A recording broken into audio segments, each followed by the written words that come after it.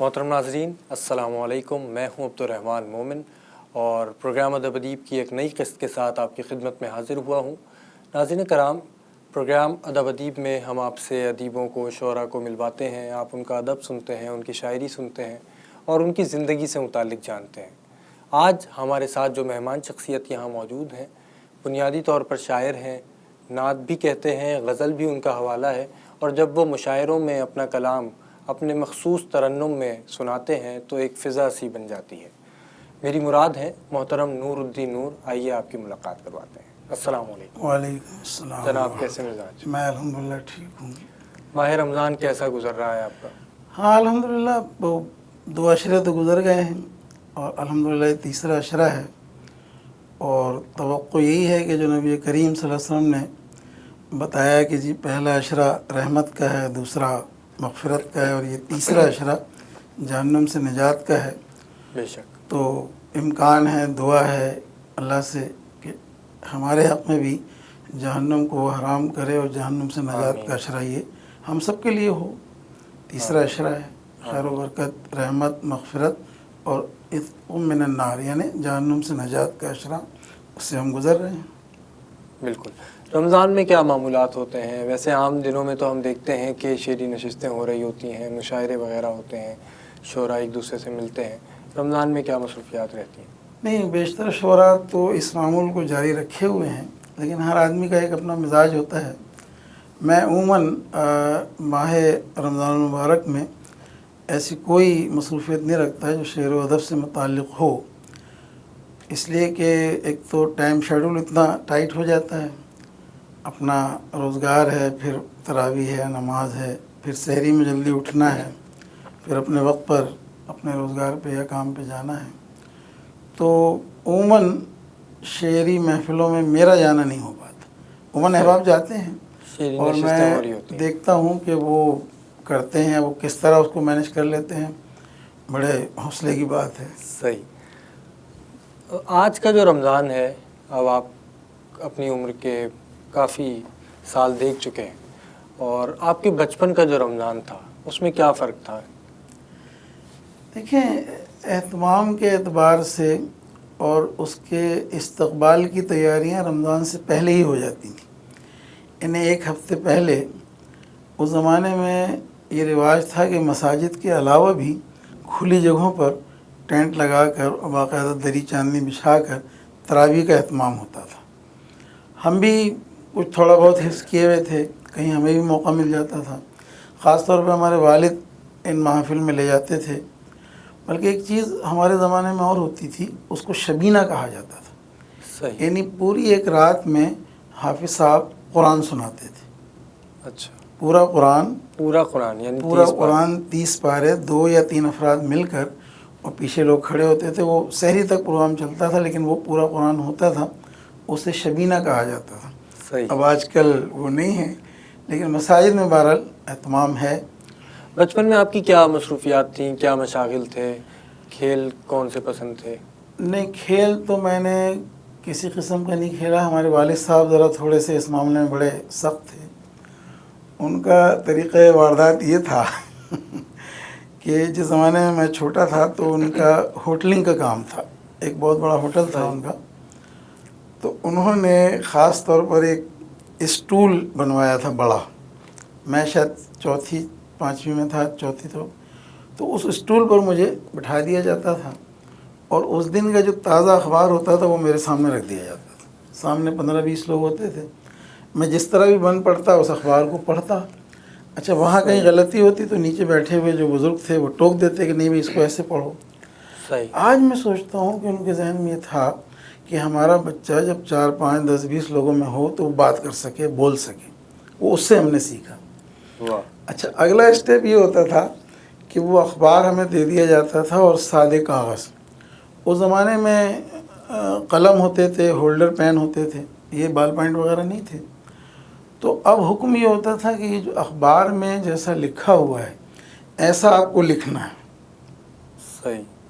तो उसकी भी हमने मशक़ की ख़ासे अरसे तक, खत्ताती। और यूँ समझें कि बाद में फिर वो हमारा रोज़गार भी बन गया, बहुत बाद में, 25-30 साल बाद, इत्तेफाकी तौर पे।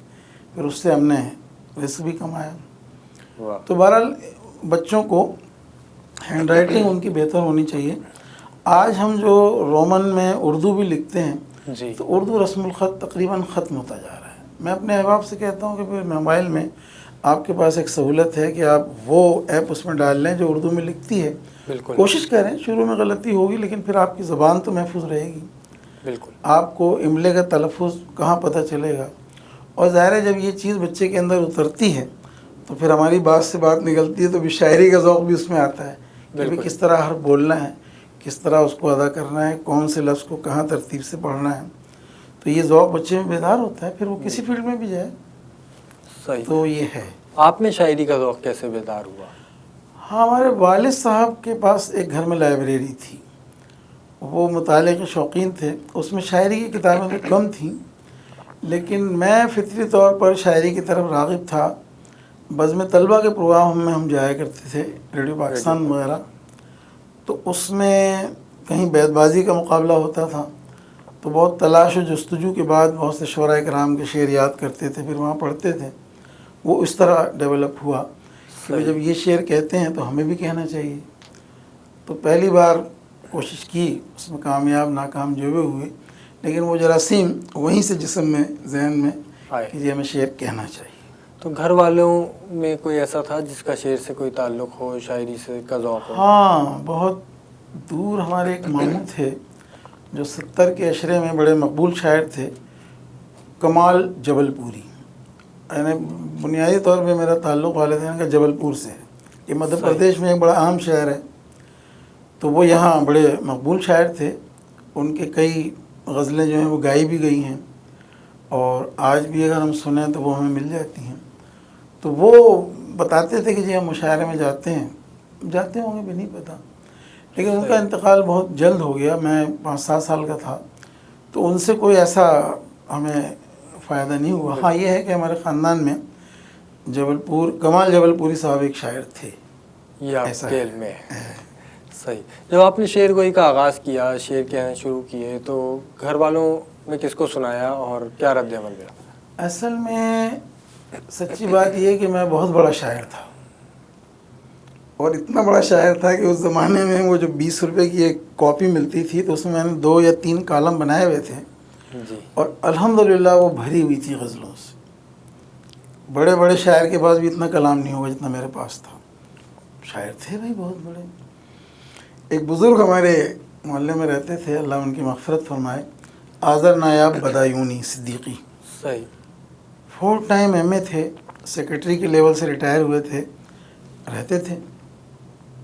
ایک دن کہیں ان سے بات چیت میں انہوں نے فارسی کا ایک شعر, نہیں اپنی ایک ربائی سنائی. وہ ربائی کو شاعر تھے. تو یوں ہی میرے منہ سے نکل گیا کہ بھائی یہ تو عرفی کا ایک شعر ہے, اس کو آپ نے اردو میں منظوم کیا ہے. تو انہوں نے بڑے حیرت سے مجھے دیکھا. پھر میرے پاس وہ خود تشریف لائے. میری شاپ تھی یہی پبلسٹی کی, اجازت لے کے بیٹھ گئے. کہنے لگے بھی میں نے یہ 10-12 لوگوں کو یہ ربائی سنائی, کسی نے یہ بات نہیں بتائی کہ یہ عرفی کے فلاں, وہ شعر یاد ہے آپ کو؟ میں نے وہ شعر سنا دیا کہ عرفی تم اندیش سے غوغائے رقیباں, آواز سگاں کم نہ کند رزق گدارا. پھر کہنے لگے کہ آپ شعر بھی کہتے ہیں؟ میں نے کہا میں تو بہت بڑا شاعر ہوں, کہتا نہیں ہوں کسی سے. اچھا, ہمیں آپ دکھائیں کبھی.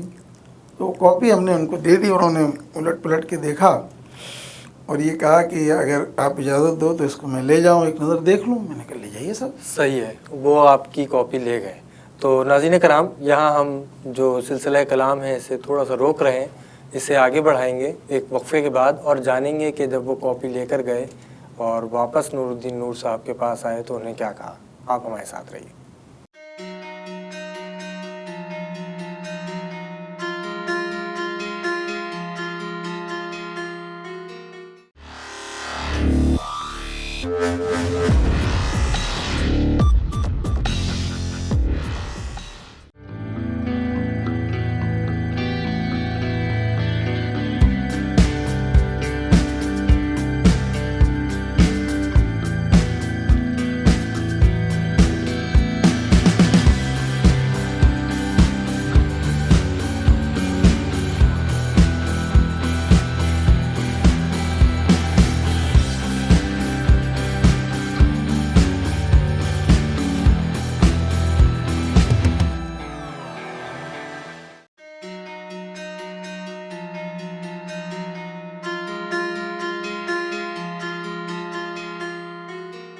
محترم ناظرین، پروگرام ادب ادیب میں وقفے کے بعد خوش آمدید۔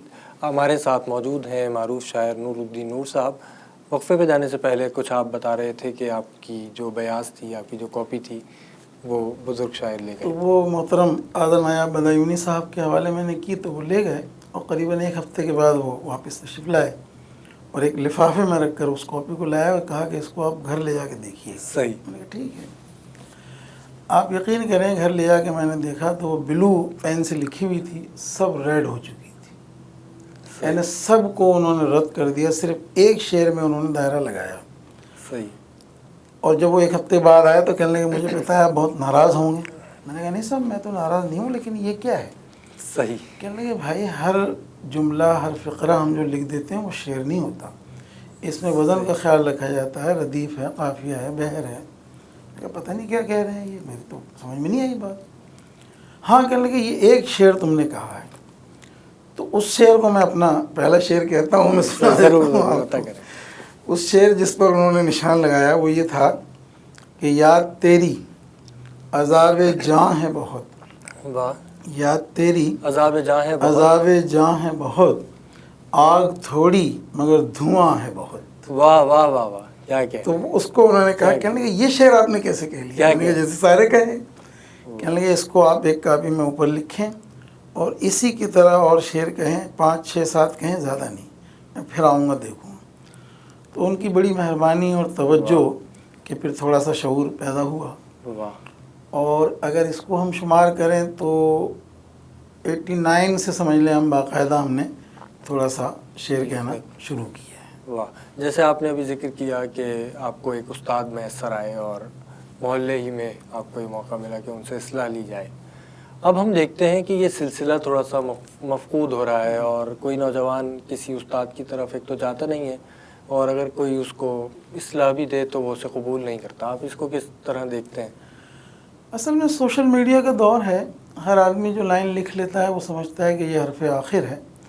ایسا نہیں ہے، بلکہ اس کی کوشش یہ ہوتی ہے کہ فوری طور پر اس کو میں مشتہر بھی کر دوں، یعنی 10 20 50 100 جو میرے لوگ ہیں ان تک پہنچ جائے۔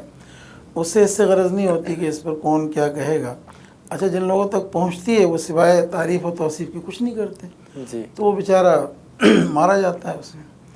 ہمارے یہاں یہ ہے کہ اساتذہ اکرام ضروری ہیں ہر کام کے لیے۔ یہ شعری نزاکتیں آپ کو سیکھنی پڑیں گی، شعر آپ کہتے رہیں۔ دیکھیں، بہت قدیم شعراء میں میر سوس تھے، انہوں نے شعر کہا،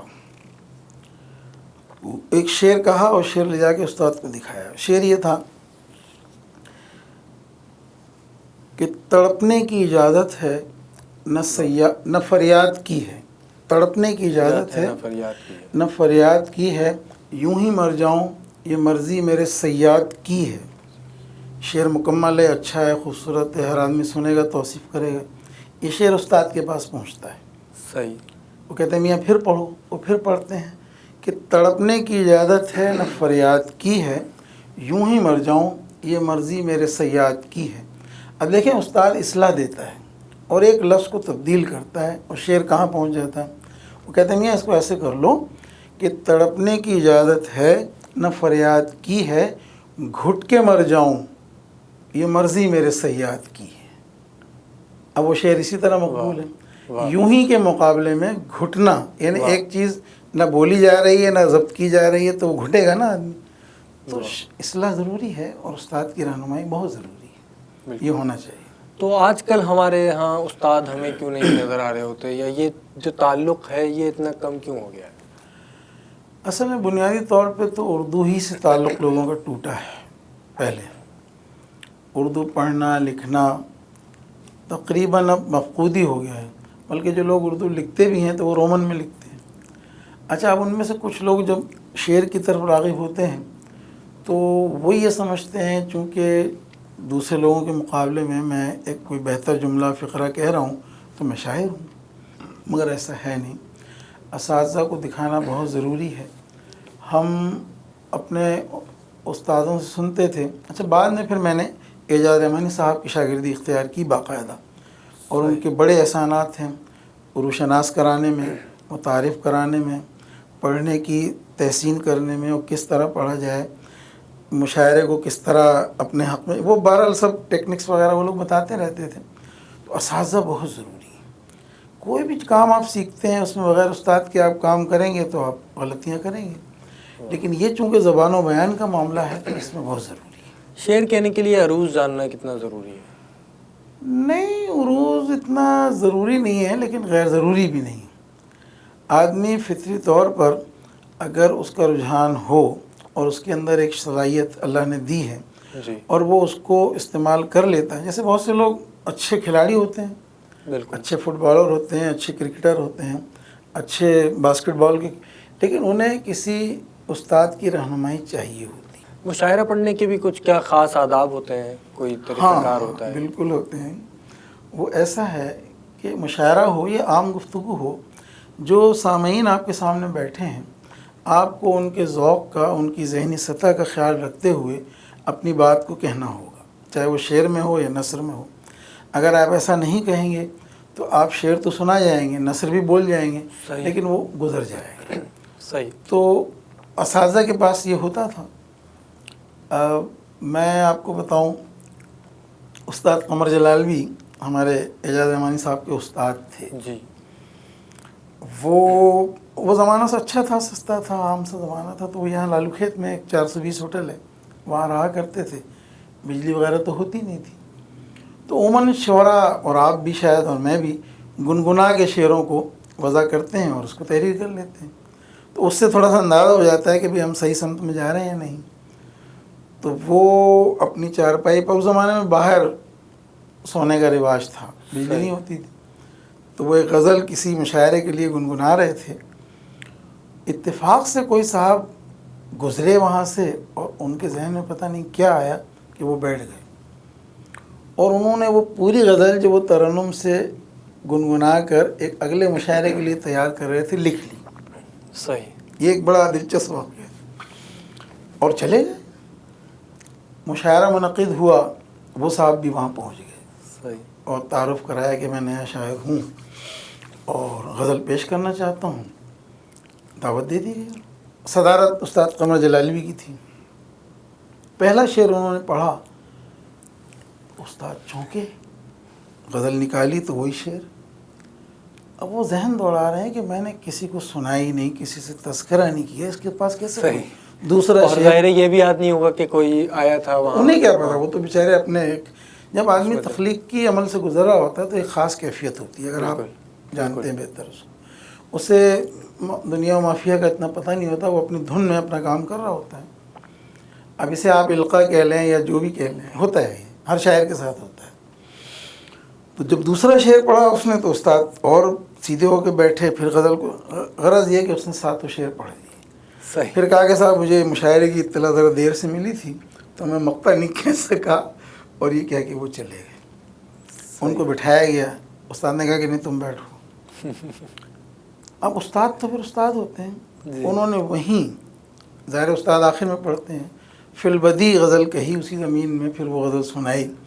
ان سے پوچھا تو پھر انہوں نے پوری بات بتائی کہ یہ اس طرح ہوا تھا. یہ بھی ہے. واہ واہ. آج ایسا سامع کہاں چلا گیا ہے، اور ہم دیکھتے ہیں کہ مشاعرہ جو ہے وہ ایک تربیت کا سامان بھی ہوا کرتا تھا، اور اس میں سامع کی تربیت بھی ہوا کرتی تھی. نشست و برخاست کی تربیت ہوا کرتی. اب دیکھا ہے کہ جو شعراء ہیں وہ مشاعرے میں جو کلام سنا رہے ہیں وہ بہت اسی سطح کا کلام ہے جس سطح کا سامع ہے، یا اس سے بھی کم سطح پہ اترنا چاہ رہے ہوتے ہیں. اس کو آپ کس نظر سے؟ ہاں، بلکہ افسوسناک صورتحال یہ ہے کہ اب داد دینے کے بجائے تالیاں بجائی جاتی ہیں. جی. یہ ایک بڑا افسوسناک ہے، لیکن اب اسی کو رواج دے دیا گیا ہے. مشاعرے کا ایک خاص اسلوب ہوتا ہے، ایک خاص انداز ہوتا ہے. بہرحال اب وہ تبدیل ہو رہا ہے. ابھی پچھلے دنوں میں ایک مشاعرے میں تھا، قیصر وجدی نے اس کا اہتمام کیا تھا.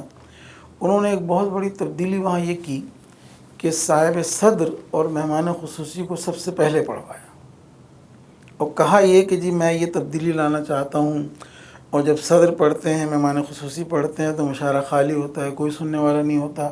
تو سب سے پہلے یہ لوگ پڑھیں گے تاکہ وہ تقدیم و تاخیر کا معاملہ ختم ہو جائے. یہ بھی ایک چیز ہوئی. صحیح. تو اب تجربات ہو رہے ہیں. تو ان تجربات مشاعرہ نہیں ہو رہا ہے، بہرحال تجربات ہو رہے ہیں. صحیح صحیح. ان تجربات کو آپ کیسے دیکھتے ہیں جو مشاعرے میں ہم لوگ کر رہے ہیں کہ اب پہلے بھی ظاہر ہے کہ بیٹھ کر فرشی نشستوں میں شعر سنا جاتا تھا, اب کھڑے ہو کر سنایا جا رہا ہے, اور پھر یہی ساری چیزیں اس میں آ گئی ہیں. دیکھیں اور میں آپ سے عرض کروں کہ میں یا اکثر لوگ جب مشاعرہ سننے جاتے تھے تو کاغذ قلم لے کے جاتے تھے اہتمام کے ساتھ, اور ان شعراء کو سنتے تھے جو اچھے شعراء اور ان کے کلام کو ساتھ لے کر آتے تھے. میں بڑی تیزی سے لکھنے والا تھا. یہ جو ساکران شعر قائد کے مشاعرے ہیں, میں نے اکثر مشاعرے پورے لکھے ہیں, اور احباب پھر مجھ سے لیتے تھے وہ, یعنی میں تیزی سے لکھ سکتا تھا. شعر پڑھا جا رہا ہے اور میں یعنی ہم پورا مشاعرہ لکھ کر لے آتے تھے. واہ, ایک ذوق ہوتا تھا. اب وہ لکھنے کا رجحان تو ہے ہی نہیں, حتیٰ کہ شاعر جو ہے وہ بھی بیچارہ موبائل میں دیکھ کے پڑھ رہا ہے. تو اب ہے سلسلہ. ناظرین کرام, نور الدین نور صاحب ہمارے ساتھ موجود ہیں اور گفتگو یہاں جاری ہے. سلسلہ کلام یہاں ٹوٹ رہا ہے, اسے جوڑیں گے ایک وقفے کے بعد. آپ ہمارے ساتھ رہیے.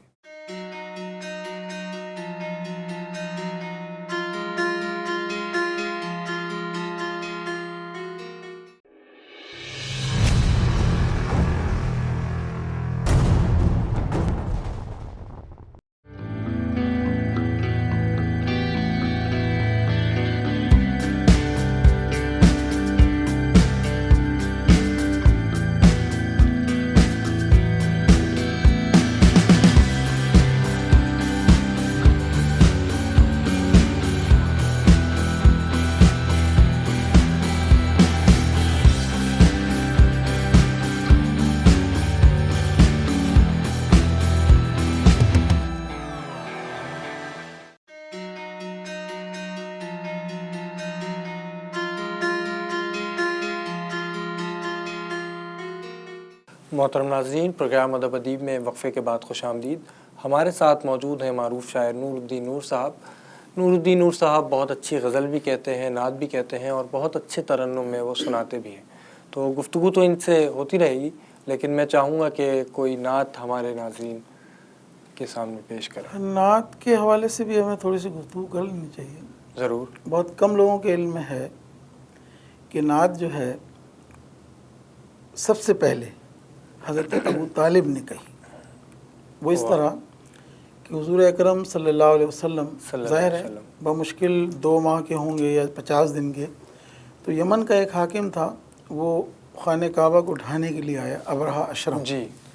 تو اس وقت جو قریش مکہ تھے وہ بڑے پریشان, اور ان بتوں کے ہوتے ہوئے بھی وہ کہتے تھے کہ یہ ہمارا کچھ نہیں کر سکتے. تو نبی کریم صلی اللہ علیہ وسلم پیدا ہوئے تھے, 50 دن کے تھے, تو یہی ان کے چچا ابو طالب ان کو لے کر گئے اور عین کعبے کے درمیان کھڑے ہو کر اپنے ہاتھوں پر ان کو اٹھا لیا اور اللہ سے دعا کی اور نعت کہی, اور یہ کہا کہ تیری طرف سے جو سب سے آخری تحفہ ہمارے پاس آیا وہ یہ ہے, ہم اس کا واسطہ دیتے ہیں کہ یہ جو تیرے گھر کو ڈھانے آیا ہے اس کا ہم کچھ نہیں بگاڑ سکتے, تو ہم پر اپنا فضل و کرم فرما.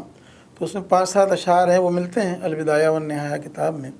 تو اس حوالے سے نعت کے پہلے شاعر تو حضرت ابو طالب ہیں. پھر اس کے بعد سلسلہ چلا. بر صغیر میں اور خاص طور پہ پاکستان میں ضیاء الحق صاحب کے بعد آنے کے بعد نعت کو ذرا زیادہ فروغ ملا. اور باقاعدہ پہلے یہ ہوتا تھا کہ شاعر رسماً تکلفاً ایک آدھ نعت کہہ لیتے تھے اور اس طرف آنے کو ذرا اچھا نہیں خیال کرتے تھے, بلکہ نعت کو وہ صنف سخن میں شمار نہیں کرتے تھے.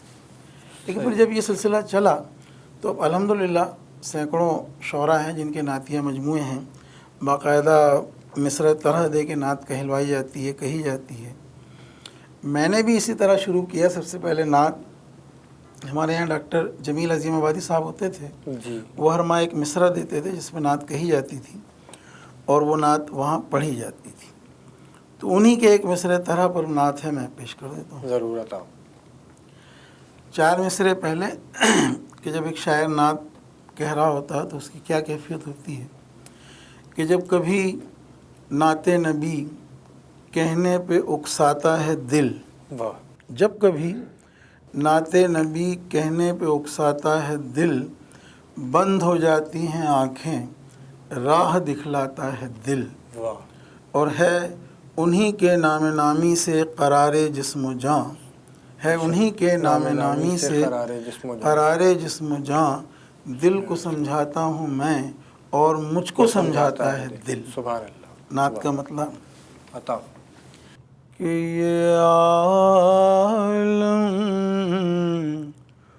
ہوا ذکر خیر البشر سے، یہ عالم ہوا ذکر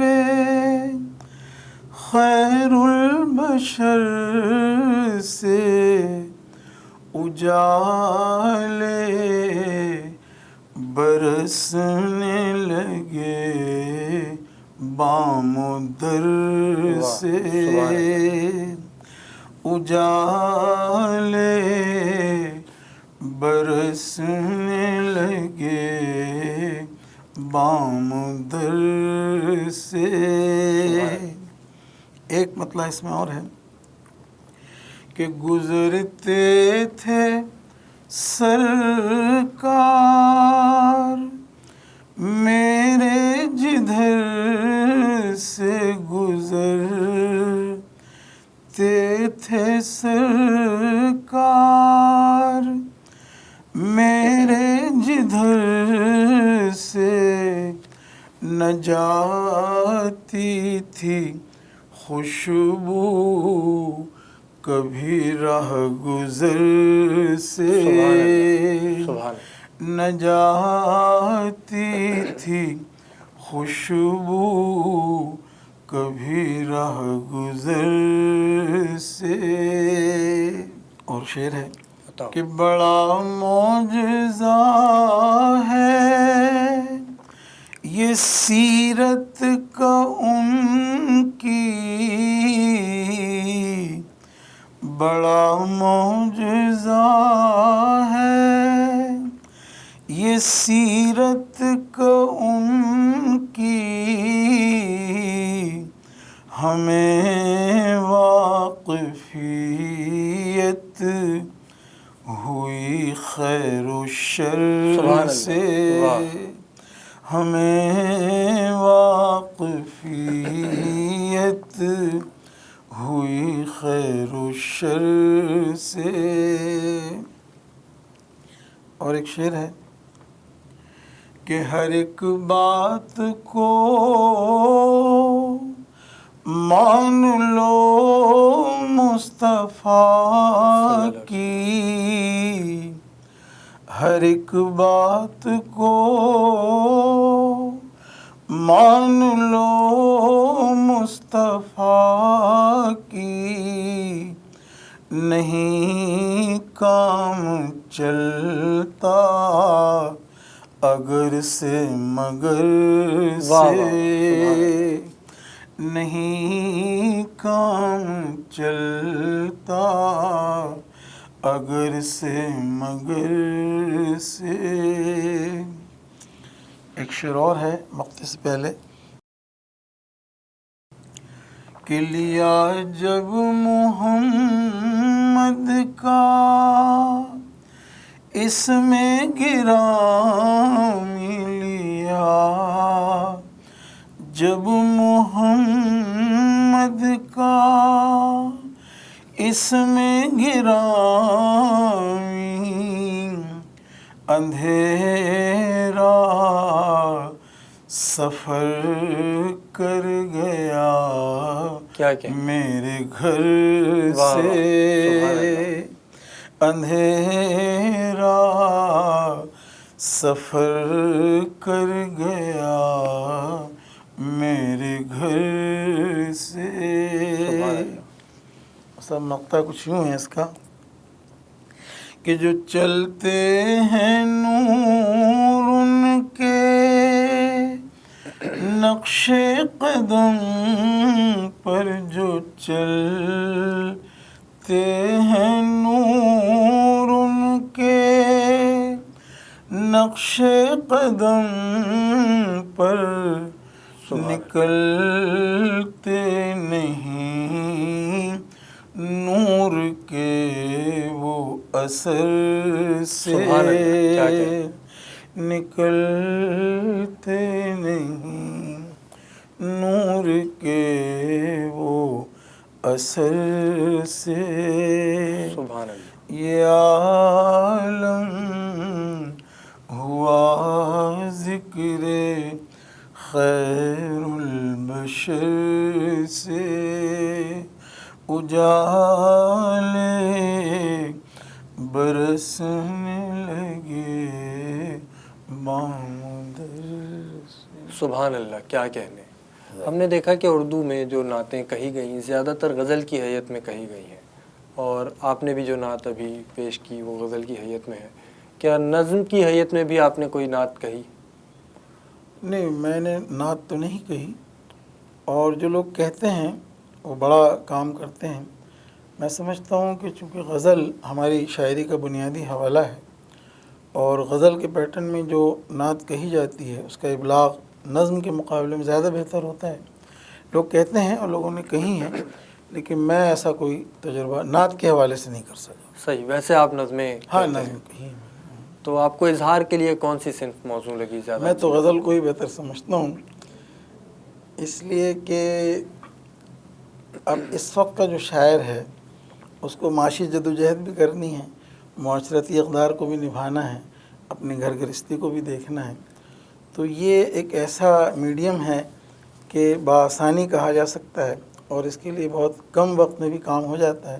صحیح، نظم کے لیے اور نثر کے لیے باقاعدہ جم کے بیٹھنا پڑتا ہے۔ جو لوگ نظم کہہ رہے ہیں، بڑی شاندار نظمیں کہہ رہے ہیں، خاص طور پہ نعت کے حوالے سے بھی نظمیں ہیں، بالکل، خاص طور پہ صحبہ اختر کی ایک نظم مجھے اور مظفر وارسی اور دیگر لوگوں نے کہا ہے، اور بڑا اچھا صحیح، کام ہے نعت کے نظم کے حوالے سے۔ بے شک۔ آپ کا کوئی شعری مجموعہ ابھی تک کیوں نہیں شائع ہوا؟